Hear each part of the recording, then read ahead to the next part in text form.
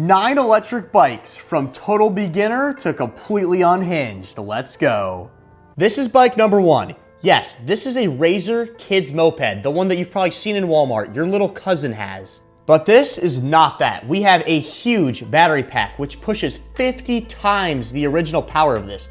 Underneath the seat that folds up, we have a fully modded controller on there as well that works with the battery pack.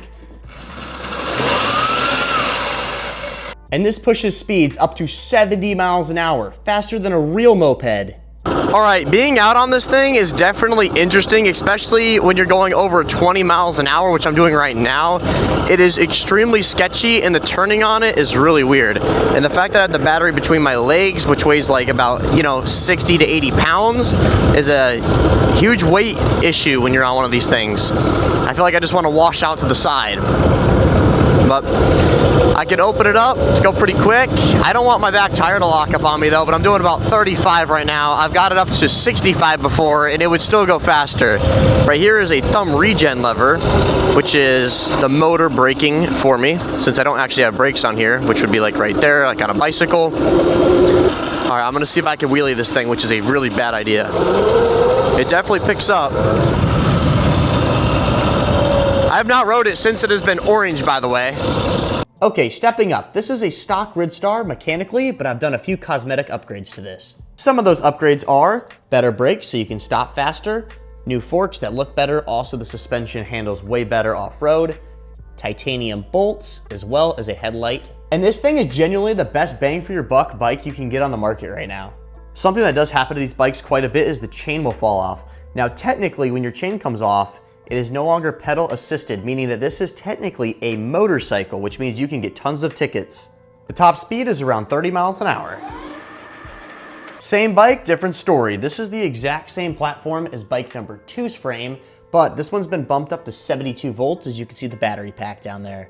As well as the motor size, you can see how much bigger that one is compared to the original stock one, and the controller, which is hidden not too well up under the seat. Now this bike is so crazy that my friend actually wiped it out. As you can see, the seat cover, the pedal's missing right here, the whole front forks are just destroyed and they're bent, as well as the light that got broken off and scraped, and the brake lever. Besides all that, somehow this thing still works.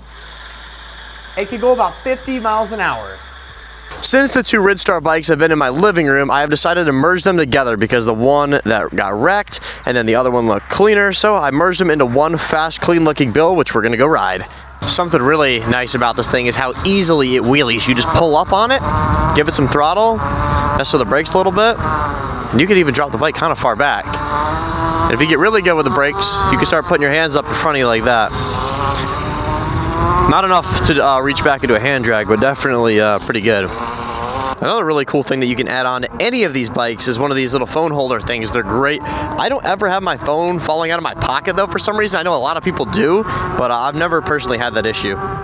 Now we're getting into Tuttio territory. If you know, you know. This bike is basically stock, but I did add one mod. And that mod is this headlight right here. This is a Baja one. This bike does not come with a headlight stock at all, which is dangerous for riding at night. And it has a switch that comes with it to turn it off and on. This is actually sold on my own parts site, ElectroBikeMods.com, if you want to get one. The difference between the Tuttio and the last 2 bikes I just showed is that this one does not have pedals. This has pegs, which makes it so much more comfortable to ride, but it is illegal to ride on the roads. However, people normally ride anyway and they don't get tickets, they just get a warning and they have to bring it back home. It comes with a key, so no one steals your bike. You can turn it on and choose from 3 different power modes. Sport mode being the fastest, and that gets up to 37 miles per hour. This Tuttio is a beast compared to the last one. This one has 48 volts, the new one has 72, as well as the orange controller and beefier tires compared to the old one, which has the regular dirts. This thing can reach speeds of over 80 miles per hour. Almost every single part on this bike is upgraded besides the frame. It is also signed by Surron on the front. I'm not gonna be able to give this one full throttle or it's just gonna take off right out of my living room. This Tuttio right here with the Chai battery in the side is like no other Tuttio at all. I have it up to 80 volts. If you don't know what that is, that's full charge for the battery in the highest power mode. And watch this thing take off.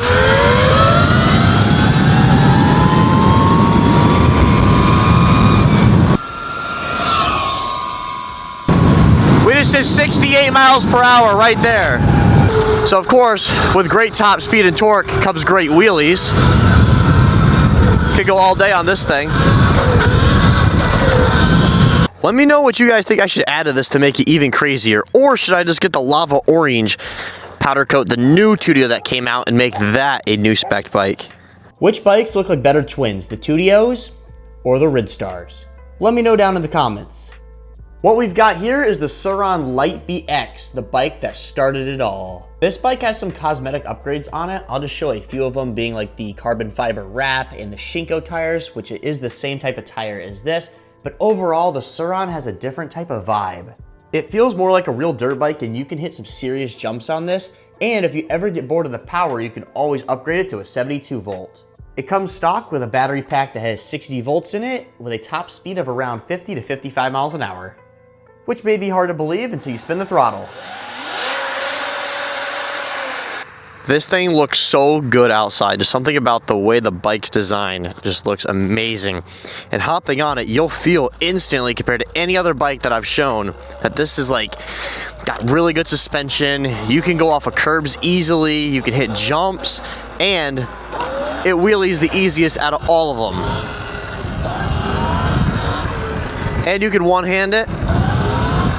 The wiring on this may be a little messy, but that's stuff that you could always improve on one of these bikes.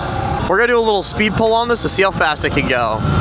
Now, I don't have the speedometer hooked up, but this thing is definitely moving pretty quick. I'm gonna say we're doing about 45 right now, but it feels safe. The other bikes, like the moped, I would probably fly off. This bike is one of the easiest to hand drag on. If you guys don't know what a hand drag is, it's when you're doing a wheelie, you take one of your hands off and reach back in the wheelie and touch the ground behind you. I'm gonna try one of those right now. If you don't want to go through the whole process of upgrading a powertrain, this bike is perfect for you. It's called the Eride Pro SS 2.0, and it is a faster version of the Surron with a similar looking frame. Some of the upgrades I have on here is, once again, those Shinko tires, which are absolutely great. They are also sold on my website. Check the link in the description. The Baja light, better handlebars, and some cool pegs. This bike is by far the easiest thing to wheelie out of the entire collection. For some reason, this bike does not turn on anymore. I don't know why, and I'm still trying to figure that out. This is the second to last bike, being the Surron Ultra Bee. This is the 2023 model, pushing 12,000 watts. And hits a top speed of around 60 miles per hour. This is the bike that most kids ask their parents for, or if they've already had a bike, this is what they want to upgrade to. The only mod that's been done to this bike, if you'd even call it one, is pulling off the stock stickers to reveal the nice green frame. It looks kind of black on camera, but it is like a dark camo green. It's crazy that this Ultra Bee is from the same brand as the Light Bee, even though this thing is so much more heavy duty. This bike is actually so smart that it won't let you ride with the kickstand down, meaning that I had to put it on a bike stand so we could spin the tire.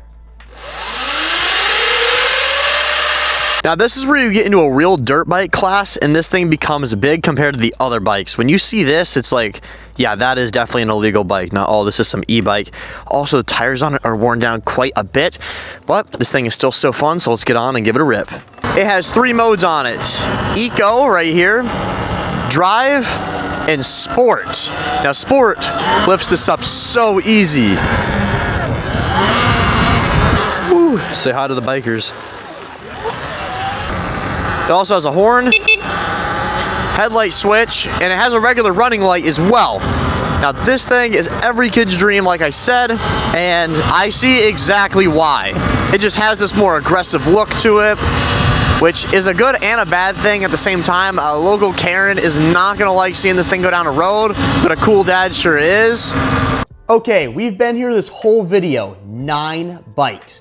We started with the Kids Moped that would embarrass most street bikes off the line, and somehow this is still the last one. This is the Stark Varg. And calling this an e-bike almost feels like an insult. This is a full electric motocross machine with 80 horsepower. That is 60,000 watts of power coming out of that back tire. This is also a street tire, which is by Warp 9. Got the same thing on the front as well. It gives you so much more grip on the road. On top of that, the entire bike is wrapped in suede, as you can see the pattern on there.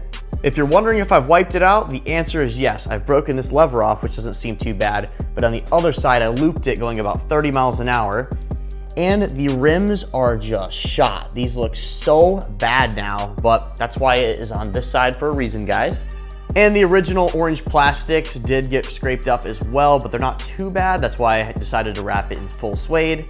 Propping the Stark up against the tree makes this thing look so good. Any TikTok you do is gonna go viral with one of these bikes, and this is why you should get one. Now, coming off road here is pretty sketchy though because of these street tires. I'm actually gonna throw my dirt ones back on just because I like to ride with them better.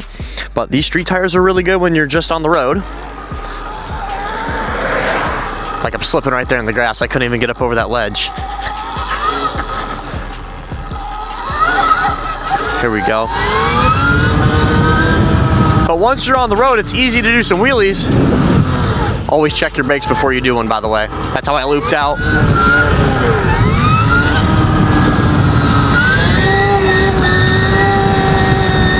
I currently have this in 40 horsepower.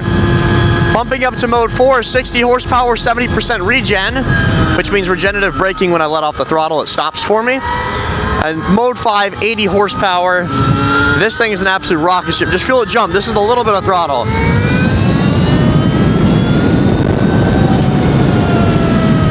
See, just like that, it was doing 80 miles an hour. Now, I don't like going that fast on a dirt bike, but it could definitely handle it. And with these street tires, it does feel a lot safer than with the dirt ones.